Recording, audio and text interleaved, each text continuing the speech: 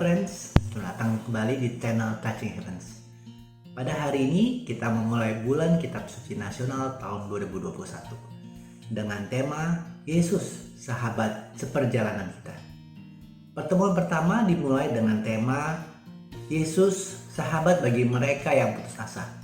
Dengan bacaan diambil dari Matius 14 ayat 22 sampai 33. Sesudah itu Yesus segera memerintahkan murid-muridnya naik ke perahu dan mendahulunya ke seberang.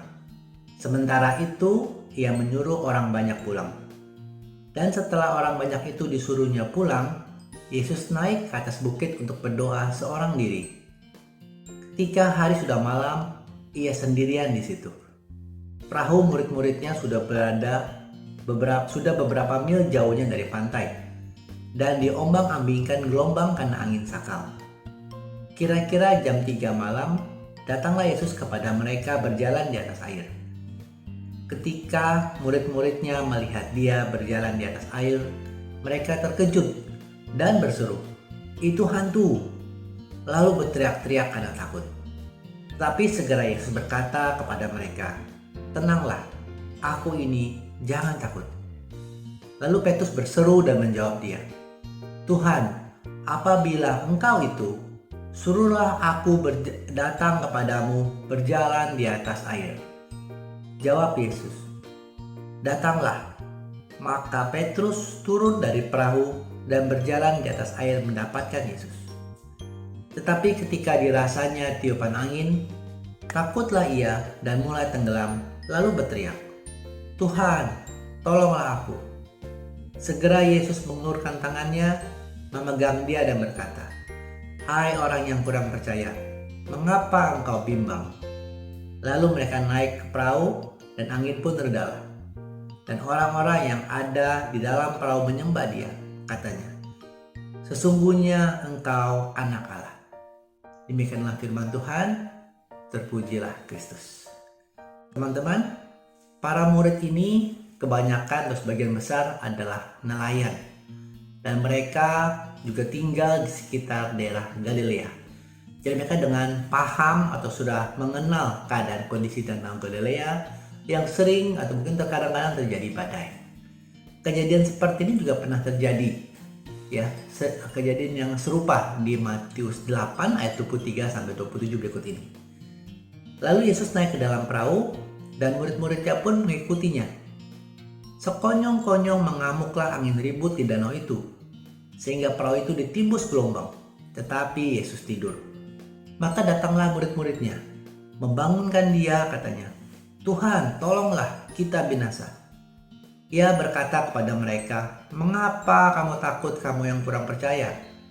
Lalu bangunlah Yesus menghardik angin dan danau itu, maka danau itu menjadi teduh sekali. Dan heranlah orang-orang itu, katanya, "Orang apakah dia ini sehingga angin dan danau pun taat kepadanya?" Dua kejadian ini mirip. Para murid berada di tengah danau Galilea dan angin ribut atau badai angin sakal datang melanda, mengamuk sehingga mereka terombang-ambing di tengah danau. Tapi sedikit berbeda di Matius 8 tadi, Tuhan Yesus ada bersama dengan mereka di tengah-tengah kejadian itu. Yesus tidur di perahu. Tapi dari Matius 14, Yesus tidak berada di tengah-tengah mereka. Yesus sedang berada di bukit berdoa. Tetapi ujungnya sama, di mana saat Yesus hadir di tengah-tengah para murid saat dia datang, bukan hanya menghentikan angin sakal, tapi juga memberikan ketenangan ketenangan hati bagi para murid. Perikop ini yang kita baca menegaskan bahwa jika kita percaya bahwa Tuhan senantiasa hadir dan menolong kita dalam kesulitan dan penderitaan, keputusasaan dalam hidup, hati kita menjadi tenang dan damai. Apa konteks yang dapat kita ambil dari perenungan minggu pertama bulan Kitab Suci ini? Yang pertama adalah badai bisa tiba-tiba terjadi dalam hidup kita. Kita tidak mencari masalah datang melanda kita. Seperti saatnya kondisi COVID-19 saat ini. Bukan hal yang kita prediksikan, tetapi ini melanda seluruh dunia. Membatasi aktivitas kita, membatasi usaha kita, Anak-anak tidak bisa sekolah, tapi harus bersekolah di rumah. Kita juga menjadi bekerja di rumah. Bisnis banyak tutup, mall, tempat-tempat usaha juga banyak terbatas. Hal ini membuat kita bingung, hal ini membuat kita takut, tidak jelas tentang masa depan kita. Hal ini bisa terjadi. Atau juga mungkin ada musibah atau hal-hal yang lebih personal yang mungkin sedang kita alami atau pernah kita alami. Kembali lagi, kita tidak jadi masalah, tapi masalah itu datang melanda kita. Konteks yang kedua yang bisa kita ambil adalah bahwa di tengah kondisi badai seperti ini, mungkin orang jadi berpikir atau mungkin orang merasa bahwa apakah Tuhan itu benar-benar ada atau tidak. Atau kalau Tuhan ada, kenapa Tuhan membiarkan? Kenapa Tuhan tidak peduli segera menolong kita? Tetapi teman-teman, kita ingat bahwa di Pengkhotbah 3 ayat 11, Tuhan pernah berkata begini. Firman Tuhan berkata begini, Ia membuat segala sesuatu indah pada waktunya. Bahkan Ia memberikan kekekalan dalam hati mereka. Tetapi manusia tidak dapat menyelami pekerjaan yang dilakukan Allah dari awal sampai akhir. Teman-teman, ingatlah bahwa Tuhan begitu sayang sama kita, begitu peduli, begitu mau menolong kita. Permasalahannya adalah persepsi waktu. Kita ingin Tuhan segera menolong kita saat ini, sekarang juga masalah kita beres. Tapi Tuhan tahu waktu yang terbaik. Dan pasti Dia akan menolong.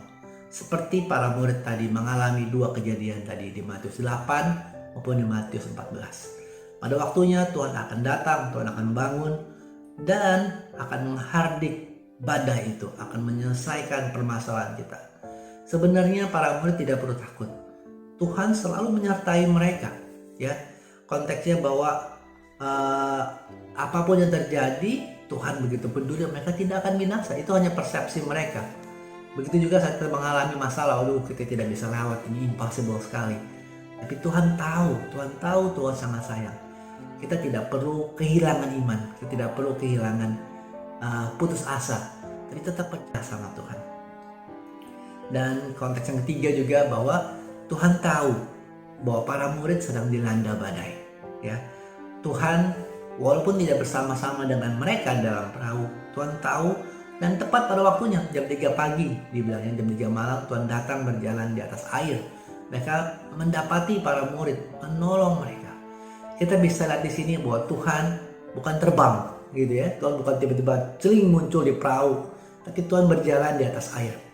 Ini memberikan indikasi atau memberikan perlambang pada kita bahwa Tuhan Yesus kita bisa berjalan di atas badai.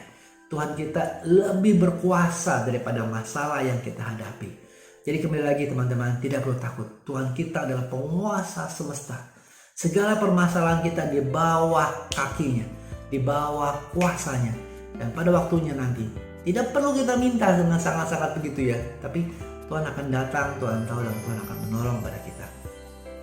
Tuhan berkata bilang bahwa tenanglah, aku ini, jangan takut. Jadi seperti dalam Matius 1 ayat 23 dikatakan, sesungguhnya anak darah itu akan mengandung dan melahirkan seorang anak laki-laki. Dan mereka akan menamakan dia Immanuel, yang berarti Allah menyertai kita. Allah telah menyertai kita. Allah sedang menyertai kita. Dan Allah akan tetap menyertai kita. Roh Kudus ada bersama-sama dengan kita, menyelesaikan segala permasalahan kita, berjalan bersama kita, memegang tangan kita, memimpin tangan kita. Kembali lagi, kita tidak perlu berputus asa. Tuhan begitu baik. Tuhan tahu apa yang akan terjadi.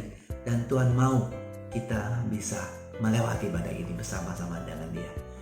Dan hal-hal apa yang bisa kita ambil atau kita lakukan dari renungan Matius 14 ini? Yang pertama teman-teman adalah senantiasa berdoa dan mengucap syukur. Apapun yang terjadi, badai, permasalahan, musibah, kita harus tetap berdoa dan mengucap syukur.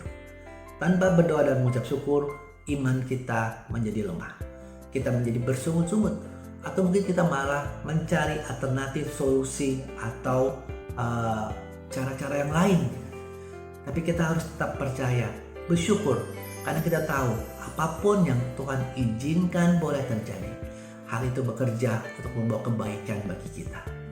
Dan yang kedua teman-teman adalah kita menolong sesama kita. Kita adalah perpanjangan tangan, kita adalah hamba-hambanya. Melalui kita Tuhan bisa menolong orang-orang lain. Melalui kita bisa menyentuh orang-orang di sekitar kita. Mari kita bersama-sama melihat keadaan di sekeliling kita dan apa yang kita bisa bantu bagi sesama kita. Jika kita bisa memberikan perhatian, memberikan materi, memberikan apa yang kita punya untuk menolong mereka, lakukanlah. Karena melalui diri kita, Tuhan juga akan mempergunakan menolong sesama yang membutuhkan perhatian. Dan yang ketiga adalah kita menunjukkan iman bahwa kita adalah murid-murid Kristus. Kita beriman kepada Kristus yang Allah yang hidup. Saat badai melanda tidak perlu kita takut. Kita bilang seperti para murid tadi, Tuhan kita akan binasa, kita nggak akan survive, kita nggak bisa gitu. Jangan kita yang panik. Tapi kita punya iman sehingga kita bisa tetap tenang dan menjalani badai ini. Bahkan melalui tindakan atau menunjukkan iman ini kepada orang-orang di sekeliling kita bisa menularkan iman itu supaya mereka juga bisa melihat, oh kenapa bisa tenang ya? Karena kita punya Tuhan Yesus. Teman-teman, hal-hal ini yang dapat kita lakukan, hal yang dapat kita renungkan bahwa Yesus sungguh adalah sahabat bagi mereka yang berputus asa. Terima kasih sudah menyaksikan. Semoga renungan ini membawakan berkat bagi Anda semua dan kita bertemu di renungan yang berikutnya minggu depan. Kasih karunia Tuhan Yesus Kristus menyertai Anda sekalian. Amin.